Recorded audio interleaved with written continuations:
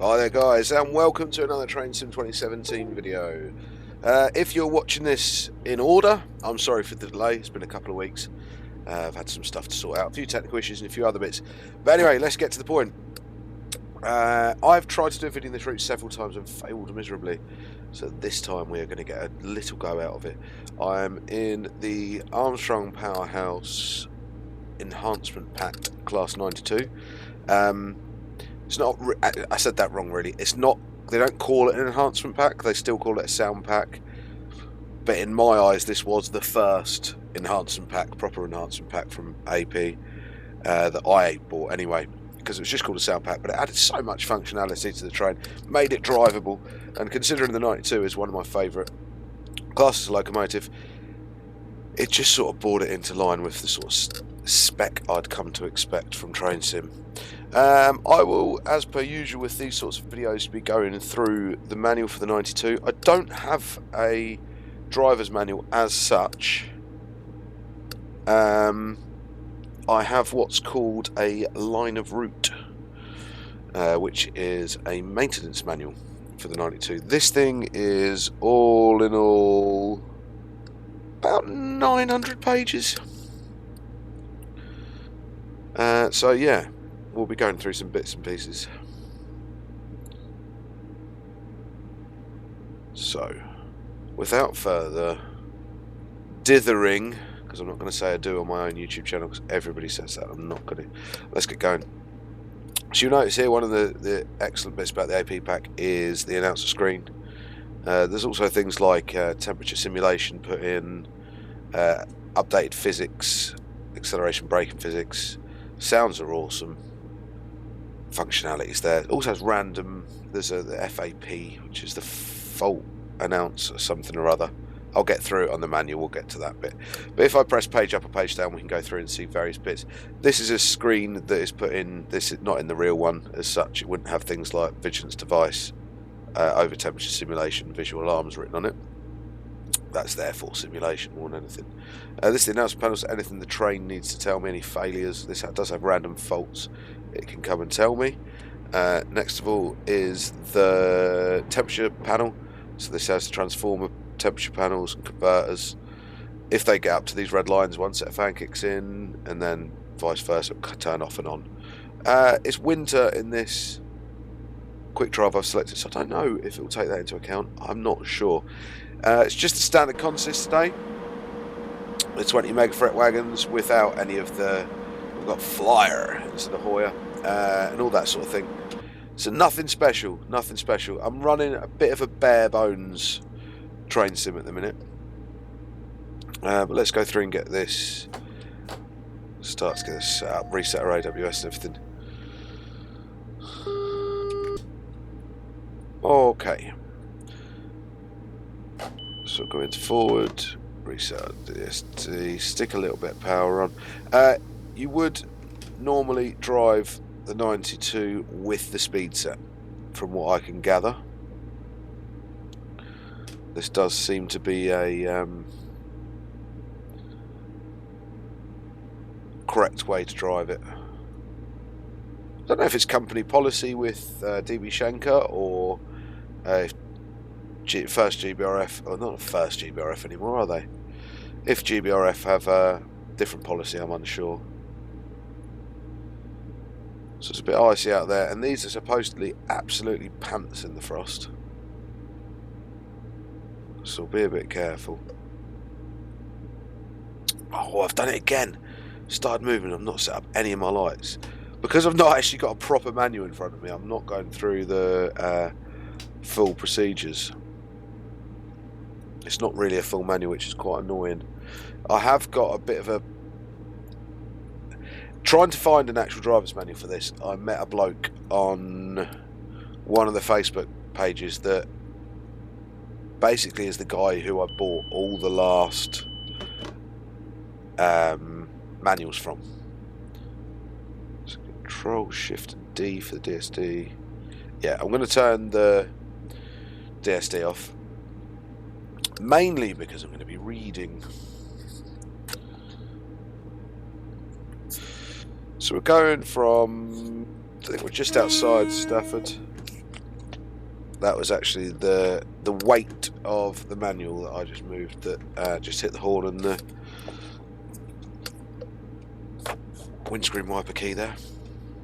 I'm a little bit out of touch when it comes to my voice and stuff. I've had a terrible bit of whoop and cough and all sorts of minging things. So let's have a look. What should we start with first?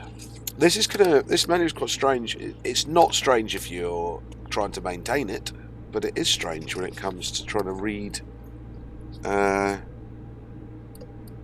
things out for a YouTube video. Like technical training course. This is one of the chapters.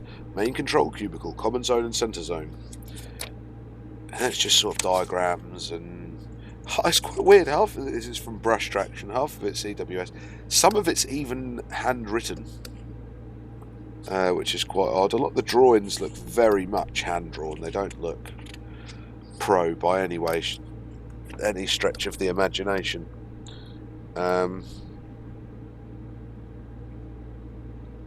Got 60 while we're here. Let's get the speed up. Now we're moving. We can give it some beans.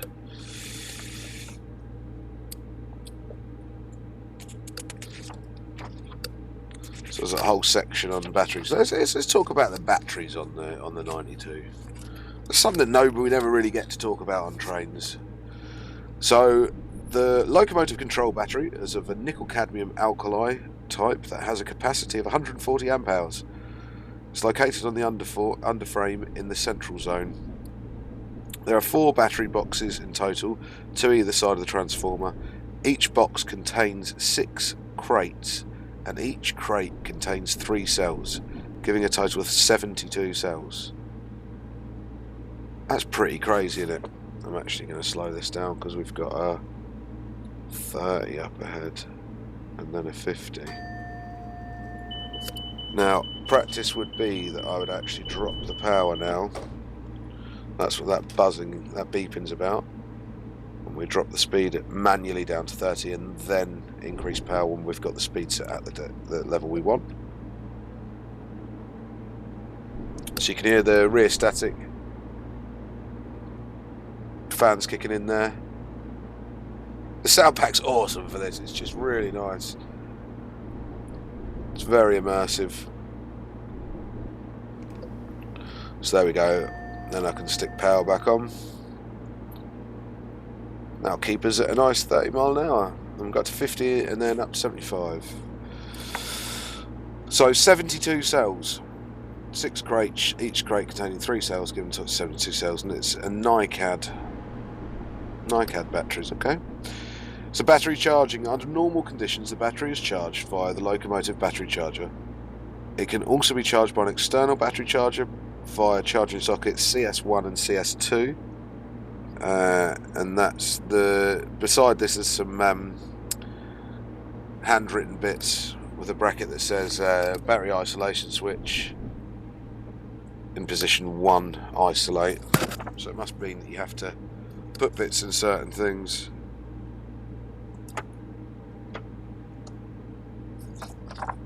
Yeah, that must be what that means. I got this off a guy who'd obviously worked on them. So he's put his own little scribbles on them.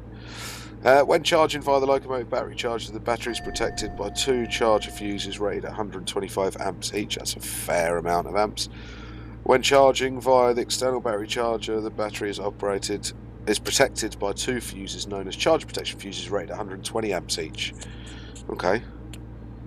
Battery loads. With the battery isolation switch sets it off. The batteries can still supply the lighting circuits, the fire control unit, and the crew comms, and the NRN radio. With battery isolation switch set on, it can also provide power for the locomotive control circuits. And then again, somebody else has written at the bottom, he says, low battery trip operates at 82 volts.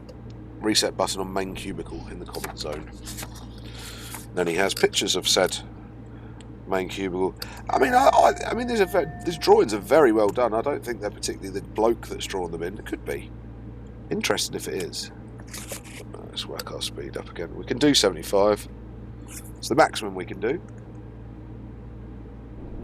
I will also talk a little bit about the route as well. This is the Trent Valley route. by Thomson Interactive.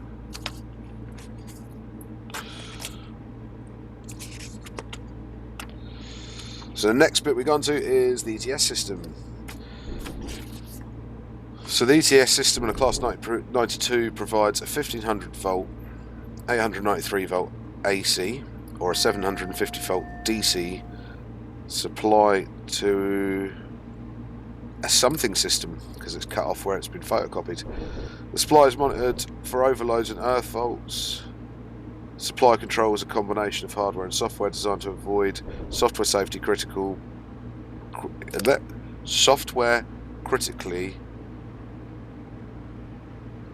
to avoid software. God knows what that's meant to mean. No, what this is. I'm not even going to read this bit. The reason I'm going to read it is the very last word of basically every line is cut off.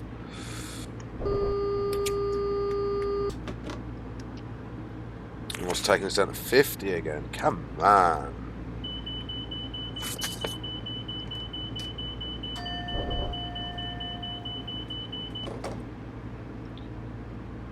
This is a big old book, so for me to actually do anything with the train, I'm having to move it from out in front of me, so that's where the cluttering and the banging going on is.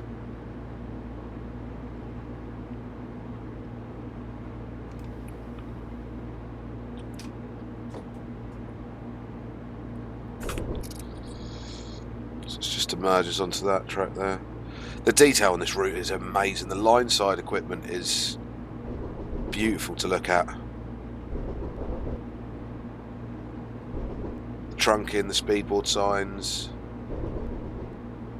It isn't, yes, it's not the most frame rate pleasant route in the world, but it isn't terrible.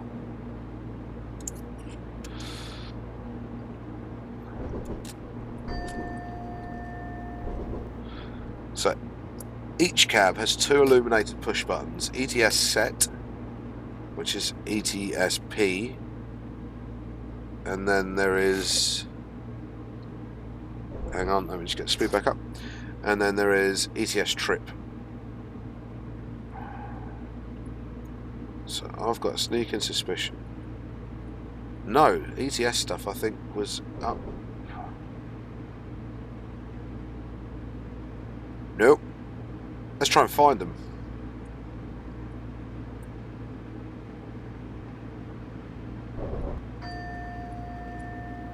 I know the ETS is actually on here somewhere. There's a thing for it, but... oh, that's an issue.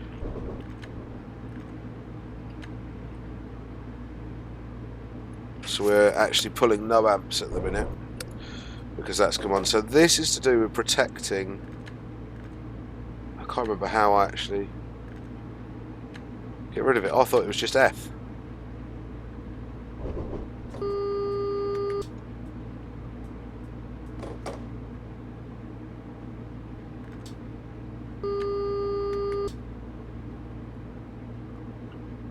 Do I need to stop and do it? I should have really read the manual before I did it.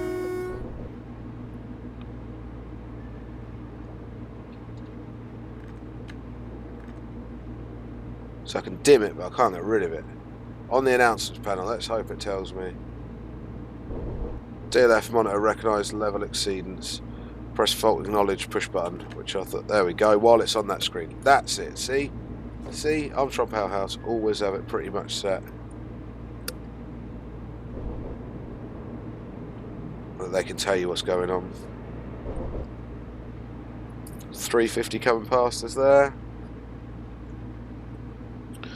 I thought while I'm not driving I can give you a bit of a bigger view of the cab really, which might be quite nice. It's a bit stretched and looks a bit weird though, doesn't it? And we're going down to 50. The joys of freight really, isn't it?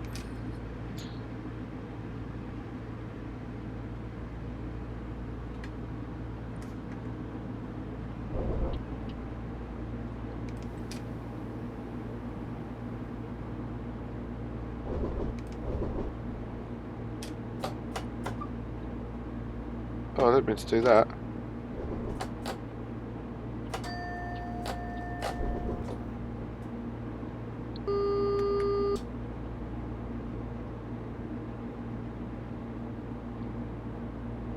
Colwich Junction.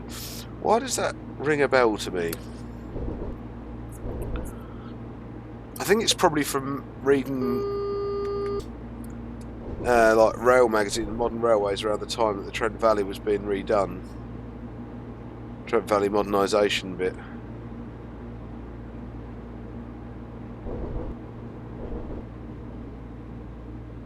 Because as you guys know, the West Coast isn't really my stomping ground. But that's a fair junction, I suppose, yeah. And see why that would be a bit of a pain.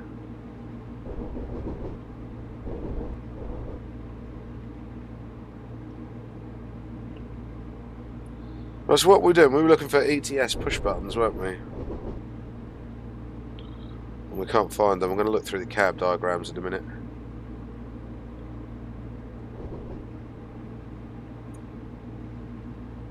And let's hope when we get to the end of this speed restriction we can go. There we go, 75.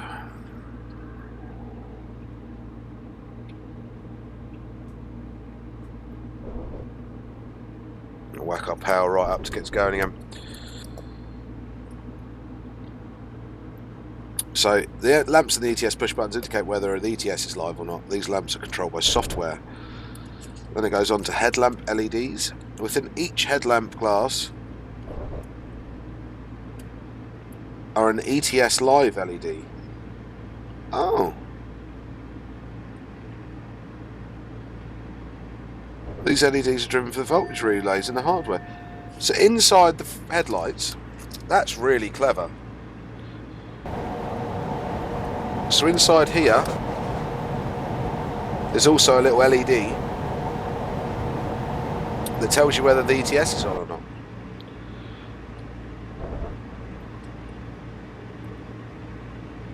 That's really cool. Okay, safety loop circuit. When an ETS set push button is pressed and no voltage is already present on the ETS lines, the following hardware interlocks have to be complete before the signal ETS available informs the software that ETS can be connected. ETS jumpers throughout the train are in live or dummy receptacles as appropriate. The IDS on all unused live receptacles are closed. No ETS trip push buttons are pressed.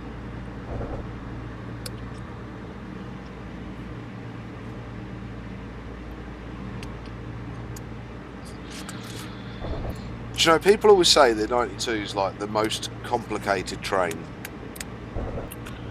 They're not wrong. They're really not wrong. I mean, it was a bit of an enigma to me, the 92, because I didn't see a picture of the cab of it. Probably up until about 7 years ago. And I think the first glimmers, getting very laggy around here with the power station. The first glimmers of it I ever saw were somebody had one in, do you remember Trains, the simulator? A Z at the end. Hideous bit of kit that was. But somebody had one in that, and I just saw some screenshots of it.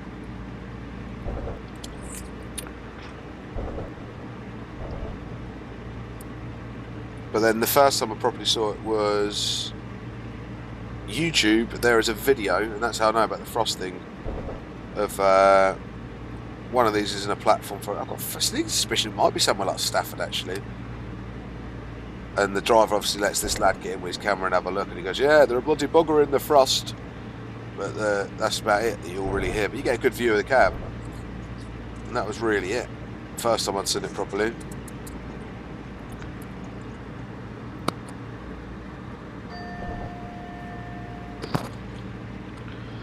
So yeah, just looking at the drawing here, those LEDs are at the side of the marker light here, which is quite cool. Now there's something you've learned in my video today that I bet you didn't know. If you did know, good for you. I didn't.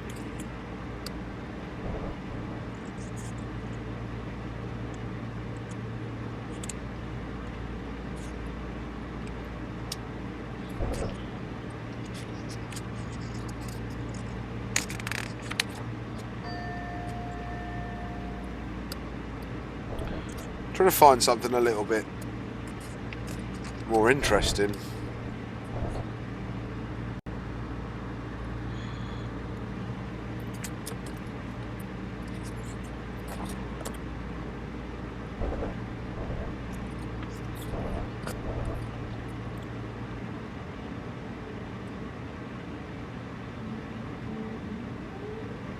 Oh! Neutral zones are work on this. Cool. I like that. I have to keep my eye out for them. So, the next bit I've got is relatively...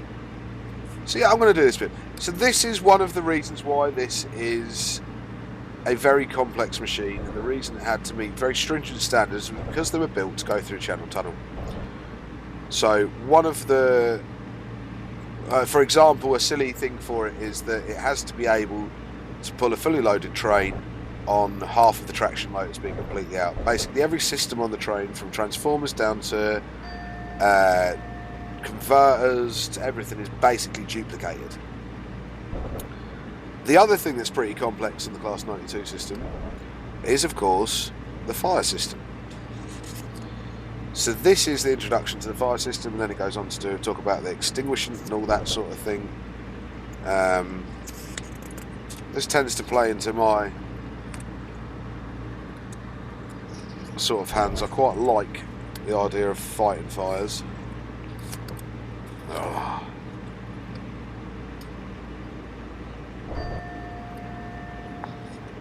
So we'll get into that in just a second.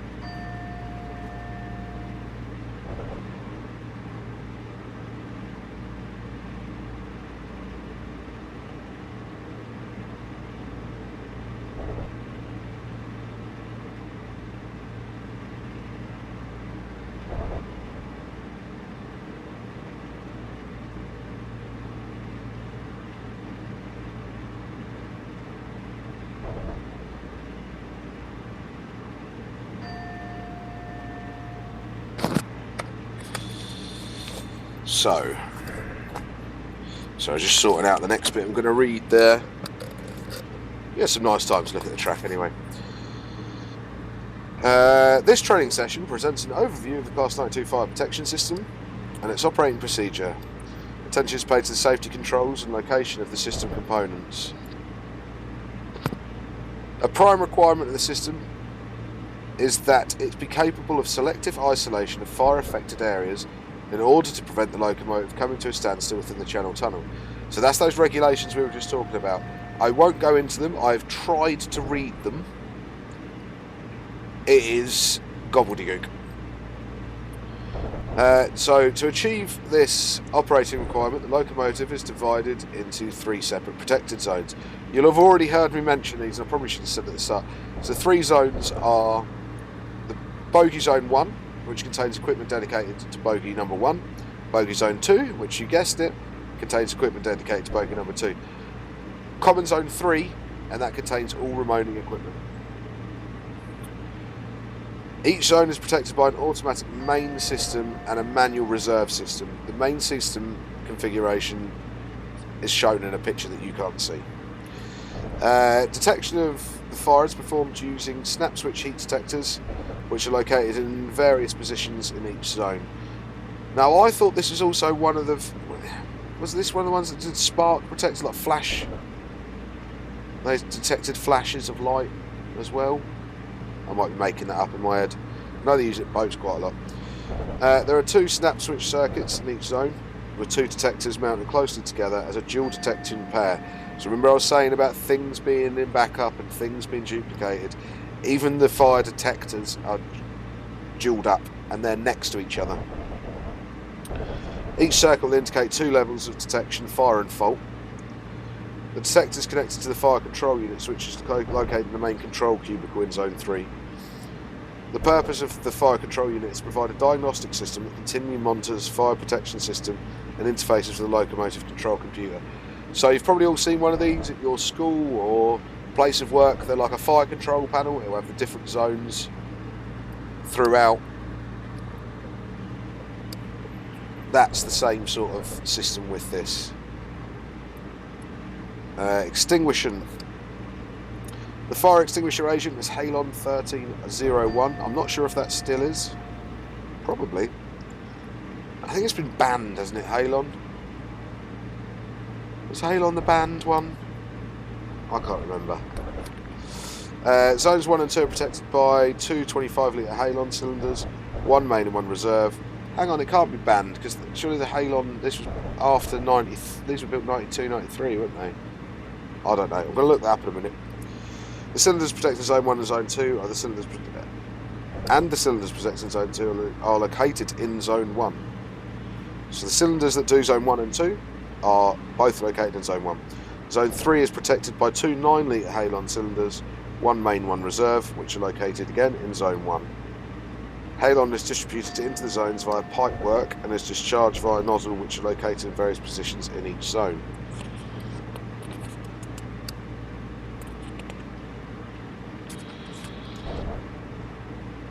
The main extinguishers are operated automatically on a zone-by-zone basis.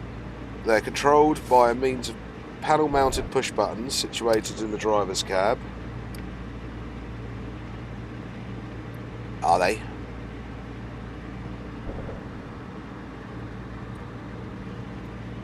There we go. There's the fire buttons up there. We found a button that it says in here. Cool. There is a fire delay and a fire delay override push button for each zone. When the FCU receives a fire detected signal from the zone on fire, the following sequence of events occur. Fire bells ring in each driver's cab and in all three zones. The fire delay button for the zone on fire flashes in the driver's cab, and a message is displayed in the annunciator informing the driver of the zone on fire. So that again would come up in here. Yeah? It's still pretty cool, to be honest with you.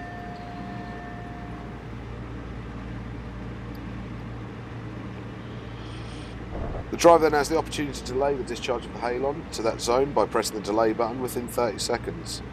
If it does not press the delay button in the automatic discharge sequence, it will begin after 30 seconds, and both delay and delay override buttons will show steady illumination. Halon is released from the main extinguishers into the relevant zones. A message is displayed in the annunciator to inform the driver whether or not successful discharge has taken place. The fire bells are silenced on successful discharge. So Halon systems were used in places like server rooms, where there was lots of electronics basically, just to get rid of fire pretty damn quickly. If the driver presses the delay button within 30 seconds, discharge of Halon will be delayed for 5 minutes. The delay button will stop flashing to give steady illumination. The fire bell will stop ringing and the delay override button will flash. The driver can now either override the 5-minute delay by pressing the delay override button.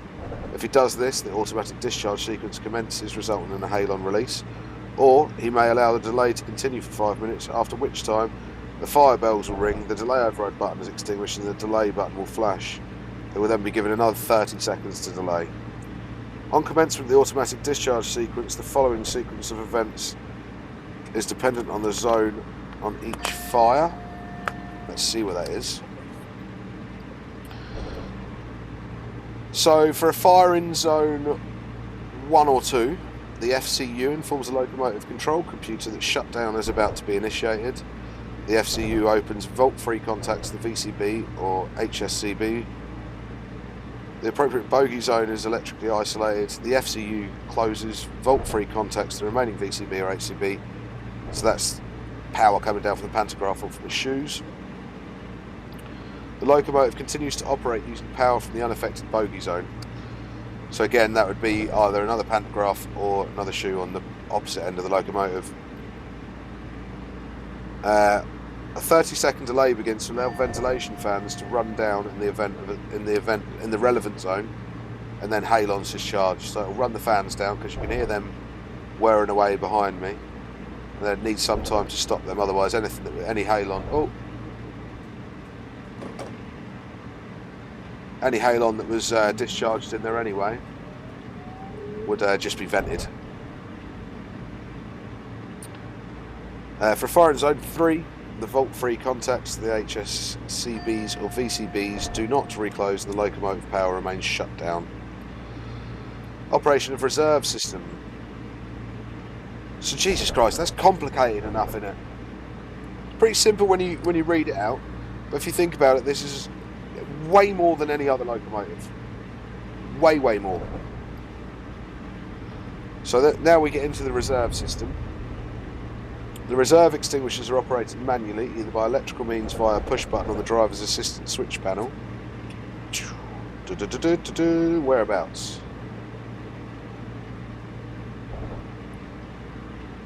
There we go. There's the fire push button.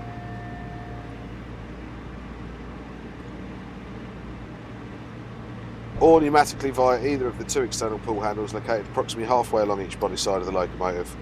These are pretty much the same place as the 60. There's one there, that red square next to the battery isolation switch. There's one there.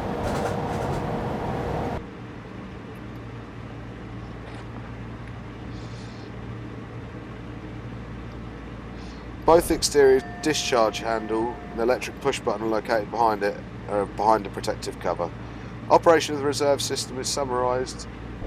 It immediately activates the shutdown sequence in all 3 zones.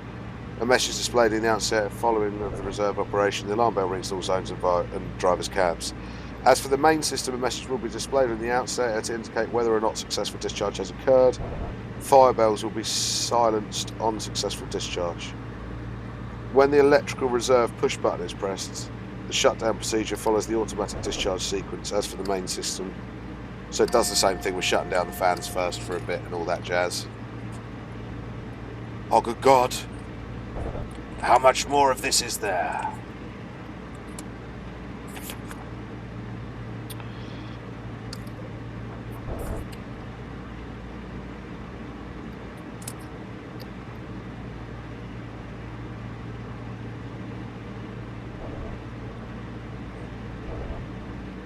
So when exterior discharge handles are operated, N2 form a small pressurised pilot cylinders are released via non-return valves into a pipe network. The N2 at 50 bar pressure is directed by, so is it changed from calling it, right, okay. See, this is the difference. We've just gone from a page written where it's got EWS on it to a page that now has brush on it, but it is carrying on the same thing, just changes slightly. It just says it operates down. So if you were running in multiple, and it calls it, I think with the 92s, one of the very few that call it master and slave. And it's more of a computer. So I think it's more about the 92 because of its computer system. Master and slave. You'd have master and slave drives, master and slave everything for computers. So it's from running it. When 2 locomotives are in operation, i.e. master and slave, then a signal will be supplied to the FCU to identify if it's on the master loco. 2 inputs to the FCU shall indicate which driver's desk is occupied. The FCU is identified on being on a master, it will receive a desk occupied signal. The FCUs are linked together via a single train line to enable an alarm associated with one FCU to be communicated to another. If a fire detected on the slave locomotive, the main fire protection system will operate automatically on a zone-by-zone basis, the same way described for the master loco, except that there can be no intervention from the driver. It should be noted that a fire occurs in the master loco when the slave loco is present. The fire bells will ring on both master and slave. Okay. That's not too confusing. So that's the fire system.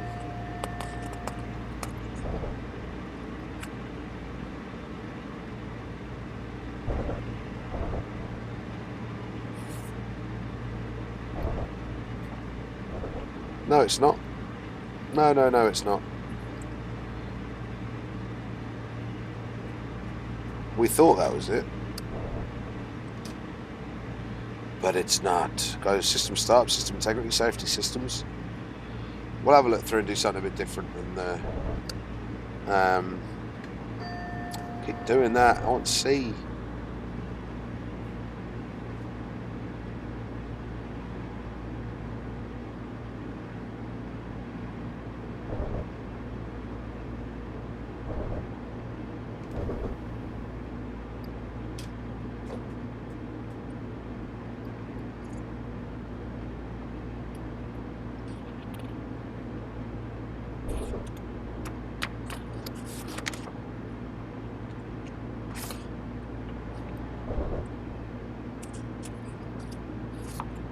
Ooh, control systems. We like the sound of that chapter.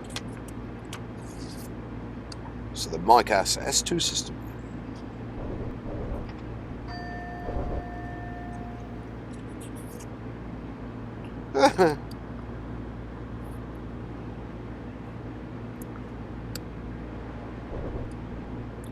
So they've done this really like sketchy drawing. Sketchy being a sketch and a bit ropey. Of a classic locomotive without a bus. I reckon there's approximately 3,500 cables. Don't know what that's trying to particularly prove to me here.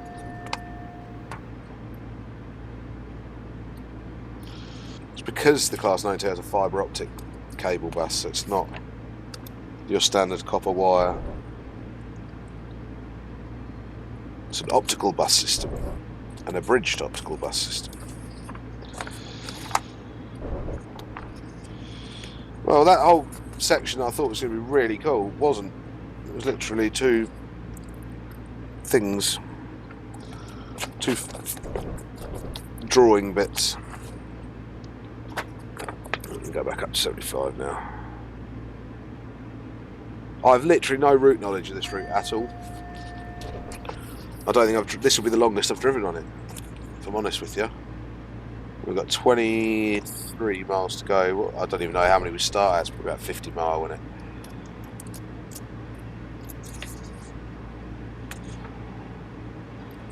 Oh, now we're getting into the air brake system.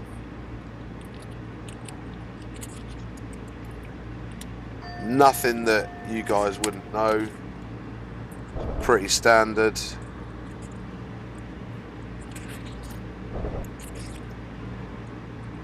There is a picture of the brake frame. There's like a diagram of the brake frame, should I say, not a picture.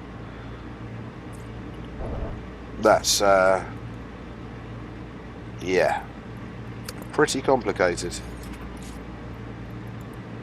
I'll stick a picture of that up on the Facebook page for you to see, actually.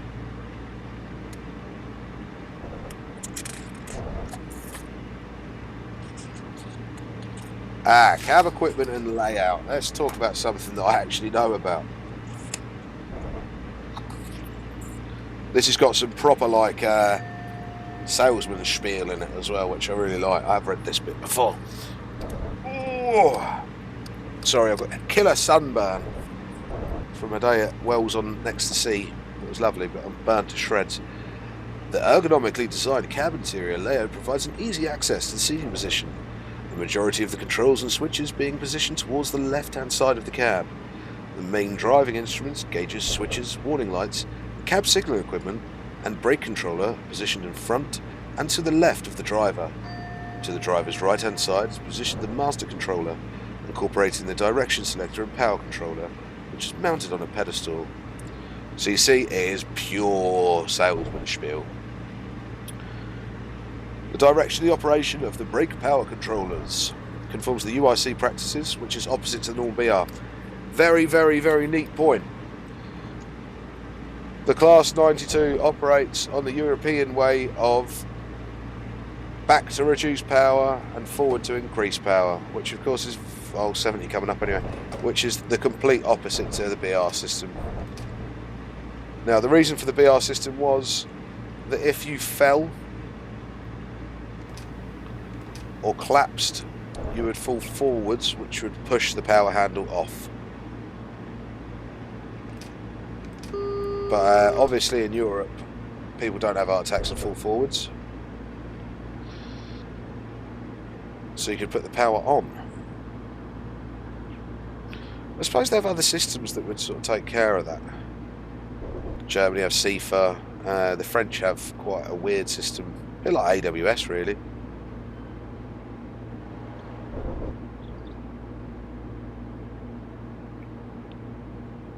We'll just sort out this 30 limit and then I will be back with you guys doing some reading.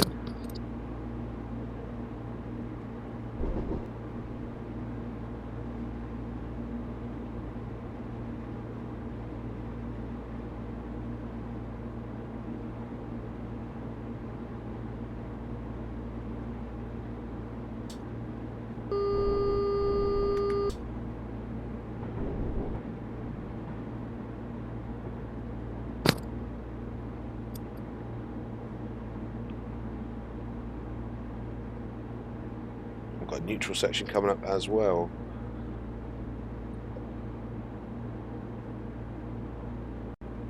Look at that for some braking.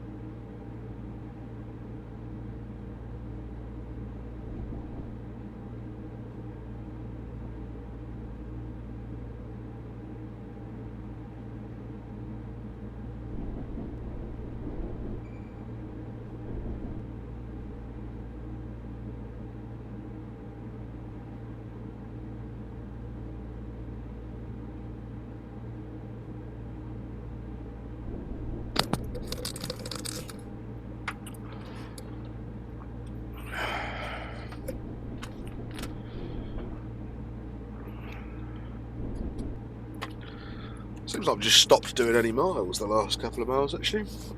Come very slowly. Always find that in tracing. Once you notice how many miles you've got left of a route, it never seems to go very quickly anymore. Sometimes you'll start with like 70 miles and look down it again like 10 minutes later and go, oh, I've got 30 to do. And then that last 30 miles takes forever. Right. We have...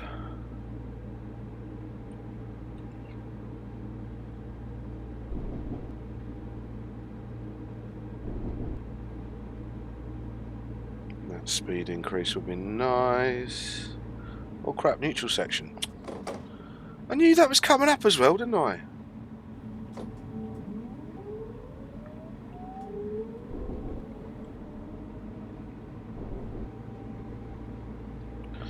All a bit jerky. Right, that should be us cool for a bit. Where do we get to? We were talking about the speed controller going the wrong way. And it does. So, the direction and operation of the brake and power controllers conform to UIC practice, which is opposite to the normal BR practice. To ensure the BR drivers are reminded of this, the shape and colour of the controller handles are different to those on other BR locomotives. A secondary locking mechanism is also provided on the brake controller, which the driver has to operate in order to release the brake. So that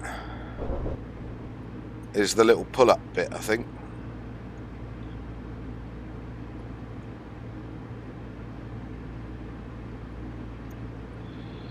So the brake's backwards as well, that's just odd, isn't it?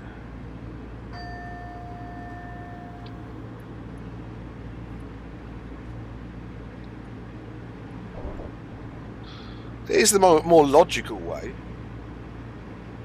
Don't get me wrong, when I remember finding out that train controllers went the wrong way and I was a bit like, what? That's a bit weird. But you can see. Then goes on to tell us some interesting features worth noting. The diagnostic annunciator screen to the front left of this seated driver. What? The diagnostic annunciator screen to the front and left of the seated driver, which can be used by the driver to check the status of the locomotive. The diagnostic system is capable of displaying 3 levels of information. Level 1, is for the use of the driver, level 2 is intended for use by maintenance staff, and level 3 forms a comprehensive database of the locomotive's performance over a given time period. A switch is provided to enable the information to be displayed in the French or English languages. That's cool. The 4-position system selector switch to the front of the driver, so that is this doobry here, is for selection of the relevant power systems, i.e. British Rail 25 kV AC overhead, British Rail 750 volt DC third rail, or ET 25 kV AC overhead. And the 4th position will be used for the new line between the London and it actually says between the London and the Channel Tunnel when it's complete in the future. The locomotive speed is indicated in mile per hour or kilometres per hour, depending on the position of this switch, which is modelled in train sim. If I switch this over to any of the others, this will switch to kilometres per hour, so with this. So also here you see the speed set has VI, which is vitesse, French for speed, and then speed set underneath, kilometres an hour above, mile per hour below.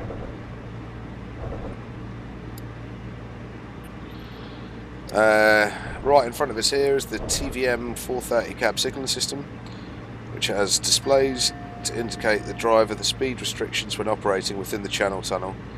The section of this 2 display is the second of the 2 displays is a backup. Like we're talking about duplication again, there you go. A speed set control enables the driver to select a particular speed by adjustment of a rotary speed set control. A digital indication of the speed which has been set by the driver, which we've been using the whole time, is provided. Once the locomotive has reached the set speed, the control system will maintain the locomotive speed utilising a combination of power and dynamic braking, so it can't activate the air brakes, which I think the original version of this did, but I don't think the Armstrong Powerhouse one does.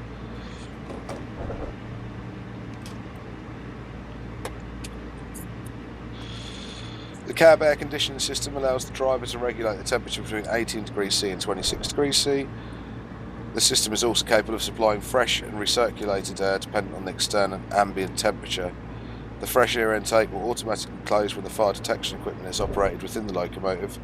This is intended as the protection against fumes being introduced to the cab. The ventilation fans will continue to run in the event of an interruption of the 25 kV power supply for at least 30 minutes after the fan will be switched off to preserve battery capacity.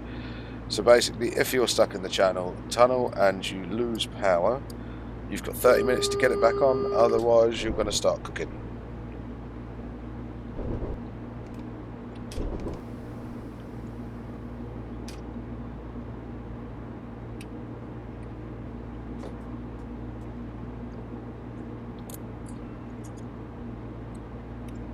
What do we have next?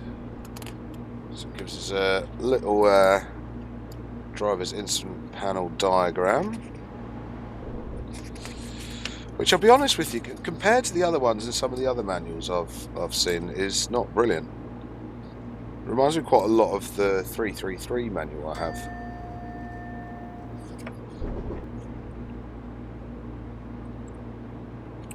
What was it we were looking for earlier? You guys will all remember. ETS switch. Let me see if I can find it on the diagram. ETS set and ETS trip, 31 and 32.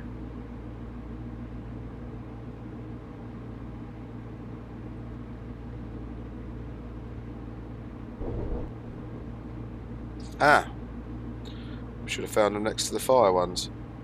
Here it is here. This is your ETS buttons. It just doesn't say ETS buttons. Doesn't. I suppose the picture tells the truth, but it doesn't say ETS. Quite a lot of the features in this train are quite European. There's also this little. Can you see this little wiggly one here? That's wheel slip. I think I spoke about that in the Class 68 video. Quite like that little symbol for wheel slip. It looks like a snake curled up, or a fire hose. Right, operation and isolation procedures. Perfect. Actually does give us a little bit of a traction braking and isolate. Oh, cool. Set up from a stabled loco, system changeover, loco shutdown, ETS retention setting up, return to a locomotive in ETS retention. Simulation mode. So, this module describes those actions which can be undertaken to set up, set up, shut down the locomotive, and inform isolations of equipment, etc. Fault handling is dealt with separately in the diagnostic module, which I do have, which is about, it's got to be a good 400 or 500 pages. So I've got 10 miles to read you this bit. Oh, it says very clearly, note this module does not attempt to describe BR operating procedures. I will get a copy of this, the operating procedures for this loco. Set from a stabled loco, put battery. Oh my god, I'm getting tongue tied. Set up from a stabled loco, put battery isolation switch in on position. Perform any. Number 2 is perform any standard BR inspections. So number 3 is enter the desired cab, turn on power, enable switch to off if not already there. Select desired operation system within the system selector. We can go back up to 75. I'm going to go a little bit slower, so no, I'm not. I'm going to do 75. Enter the desired cab. We just did that bit. Insert driver's key into master controller. Turn direction selection to neutral position. When software performs the cab light test, all software controlled lamps on for 10 seconds. The power enable switch can be put into the on position. That's not modelled as far as I'm aware. I don't remember seeing that. Depending on system selected, the appropriate pantograph or shoe gear will now be deployable if air levels permit. When the line light illuminates, the VCB HSCB can be closed using the push button, which is over here. So VCB open, and then the close button's there. The auxiliary system will start up and the main compressors will start pumping up the air reservoir. Direction may now be selected and the parking brake released. Release the train brake with the auto brake controller. Release the straight air brake and demand traction. Ah, we've got a fault again. Put it on there. Press F and we'll regain traction. So what that is, is it DPF, DLPF or whatever it is basically that they found the 92s interfered with line side signalling cables a lot. So basically they put this system in where if it detected a spike in whatever signal this thing sends out, it would shut it down to stop it damaging any line side cabling, signalling. As far as I'm aware, I'm not 100% sure on it. It's a bit gibberish to me, and I'm pretty technically minded, but that thing is a bit beyond me. I'm going to ask a few of the guys I know that do drive these and just try and figure out what it actually means, and then I'll let you guys know. Right, where do we get to? Demanding tractive effort. And then it's got MB, brake testing not allowed for system changeover. So move the traction, it calls it a tractive effort controller here, to off, do press the VCB HSCB push button, move power enable switch to off, select new system, return power to on. And then again, my little man who had this before me has put a little note to the side of this. It says to obtain main reservoir air, it says if SOS light on, press VCB reset, auto air brake release 5 bar. Okay, that's no different to normal release at 5 bar though, is it? Because there's release at 5 bar there.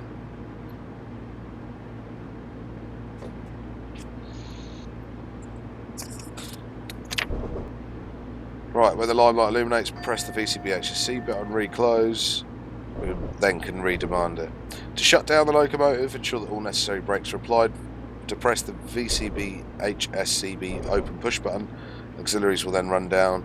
Move the power enable switch to off, move direction selector to off and remove key. If lights are required, move the battery isolation switch to off, otherwise leave it in isolate. If any step is missed, the loco will still shut down safely. The brake pipe is automatically vented at shutdown.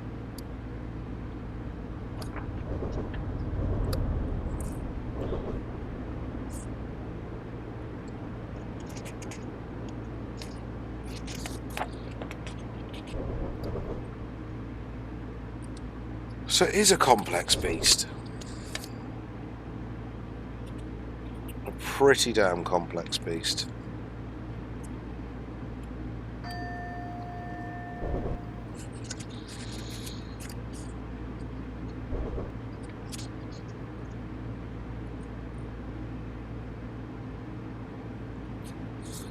So there's another little blurb about it here. Look, 40 limit coming up. Class 92 driver's cab contains more equipment than any other locomotive British Rail have had. The equipment is also far more complex in nature from that previously fitted. Because of this, the first design requirement was to find the location for all of the equipment and maintenance, while still being important. What?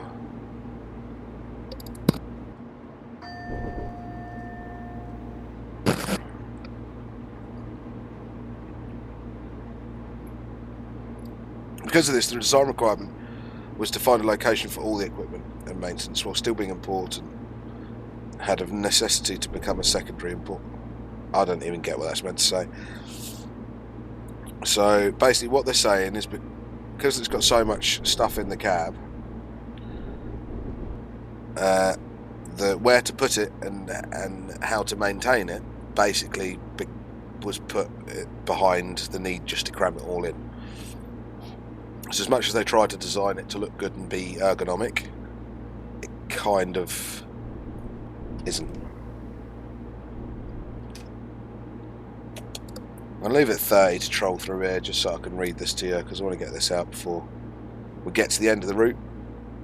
So after that, it said this has caused numerous problems, and as the design evolved, the location of equipment changed during the scrutiny and mock-up stages. In order to attain acceptable level of accessibility, in turn, this caused some equipment to be fitted in locations which are not logical. For example, the lower headlight inverter is located under the centre pedestal, not where you would expect it, adjacent to the lamp behind the driver's desk. So that's cool. So it's in there. That's pretty cool.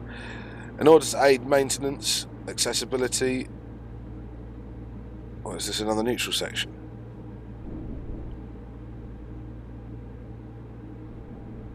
No, I'm just not taking any power. There we go. To aid maintenance, all the vertical walls of the driver's desk and centre pedestal have been made totally removable. All the panel fasteners are of the quick release friction grip type with a slotted screw head. In order to improve access to equipment in either side of the desks or the centre pedestal, it may be necessary to remove the driver assistance seat as appropriate. Both are secured with only 4 fixings. In order to replace some items, it may be necessary to remove other panels on the desk. For example, if a brake valve needs to be replaced, the phenolic desktop, is that the type of plasticky, resiny stuff they use? Can be removed by releasing nuts on the underside and lifting off the cover. The brake valve mounting plate is then visible and released by removing 4 screws. In some extreme cases, it may be necessary to remove a complete desk module. The desk is constructed as 4 individual assemblies which are bolted together and down to the support structure. All of the electrical connections are made by Lytton multi-pin connectors, and the pipe work as flexibles between structure and desk, as the whole of the floor and desk is resiliently mounted. So I think that's to do with vibration and stuff, isn't it? In some cases... Oh, I've just read that bit. The centre pedestal can be regarded as the 5th module of the desk and can be removed in a similar fashion. There are electronics... What have I got? 75 limit again. Yeah, do I dare do that for 3 miles? Nah, let's go slow for a bit. As there are electronics racks housed within the desk, it became important to ventilate the area. To satisfy this requirement, the desk modules together became a large plenum chamber, for the air conditioning return air. Because of the airflow over the electronics racks, this air needs to be filtered. Therefore, filters are positioned behind each of the grills on the desk access panels. Shall we see if we can see them? Is that one here? Is that one there? So it's basically saying that this is in 4 sections. So 1, 2, 3, 4. Okay. What did it say? The center position required is the 5th module. Yeah. So you've got 1. See the line there? That's 1. That's 2. That's 3. And this bit's 4. Well, if I ever need to take a 92 apart, I know that now. The ITR racks below the assistant seat number 1 end are accessed through the removable side panel. However, to remove the racks, the floor trim angle will need to be removed to allow the rack to slide out. The driver's instrument panel hinges forward after releasing 4 screws to allow, as does the gauge panel, to the left-hand corner pillar.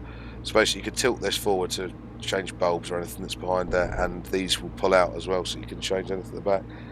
The front heater mounted at floor level in the front desk is accessed by removing the grill which access the terminals of the element. The front heater unit will need to be removed to access the 61-way jumper connections. So that's probably not a vent, that's probably the heater.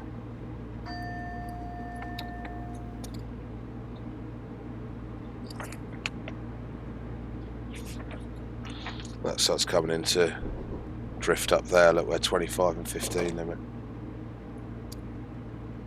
The ceiling houses 3 switch panels, 2 of which are positioned above the side windows and are hinged at the bottom with removable screws at the top for accessing above the driver's windscreen, which is removed by releasing screws as well.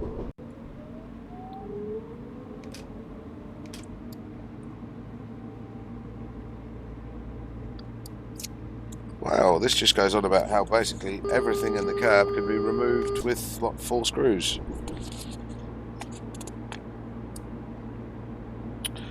So there is no equipment mounted behind the rear bulkhead panels, with the exception of a terminal rail for the cab-to-cab handset. This is mounted below on a removable panel. Windscreen wiper motors are accessible only from the outside of the locomotive.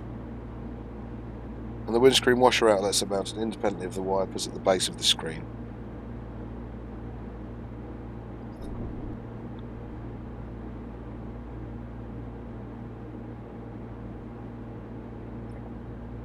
The windscreen washer outlets are mounted independently.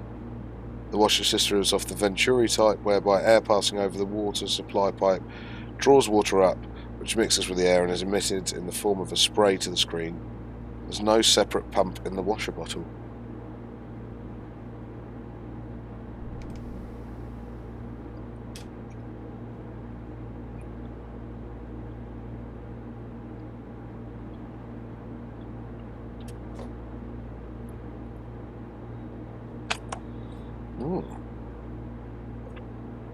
So the Class 92 driver's compartment is based on the standard rail freight design that was first introduced in the Class 58.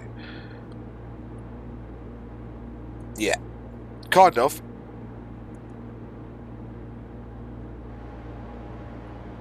Kind of. And that's what they were saying later on by saying, like we spoke about before, how they couldn't fit everything into that design, so they just had to do what they could, really. The design was further developed on the Class 60s and Class 92. The Class 60s and 92 share a strong family resemblance. Entry to the cab is via full-width vestibule with external door to each side of the locomotive. The door to the cab opens outwards into the vestibule in order to ease an exit from the cab in an emergency. The cab is fully air-conditioned, either hot or cold from ceiling grill. Oh no, with the air supply either hot or cold from ceiling grill. In addition to the air conditioner, there are 2 fan-assisted heaters at floor level. So there's also vents up here. So just behind this grating, is it? Access to the driver's seat is from the front, enabling major controls to be positioned in a more ergonomically suitable location than would have been possible otherwise.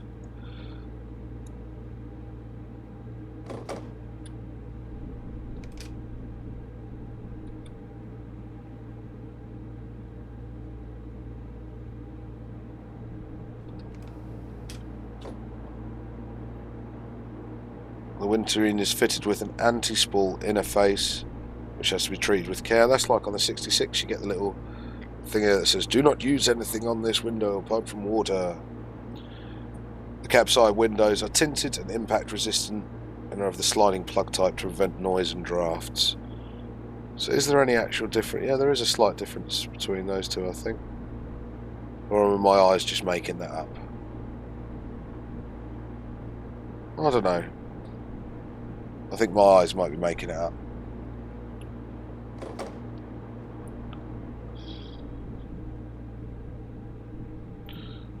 So this is Drift, which is Daventry International Rail Freight Terminal.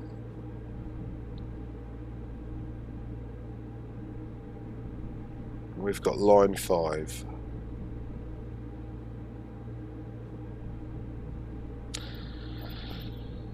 So, I could go on about this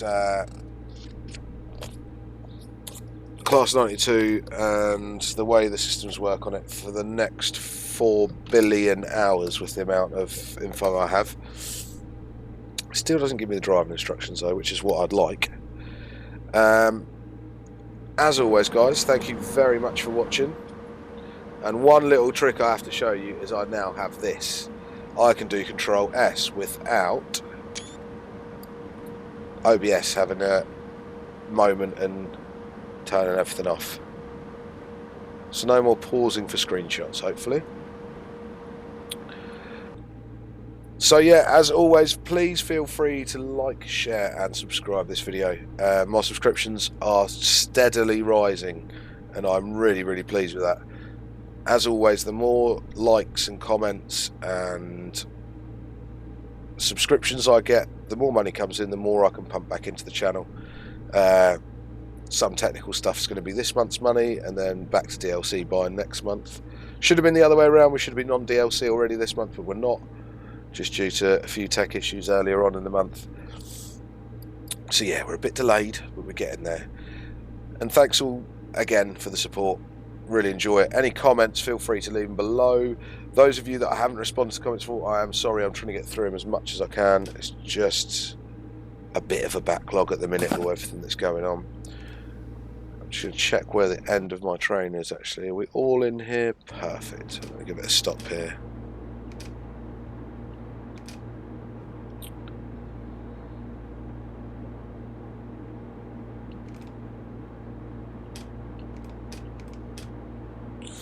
Full service brake while we're there.